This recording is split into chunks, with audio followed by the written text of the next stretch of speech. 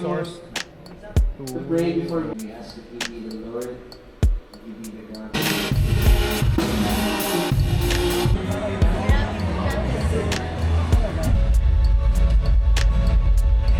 It says, see how much we come in the name of the Father. Brothers and sisters, God is here.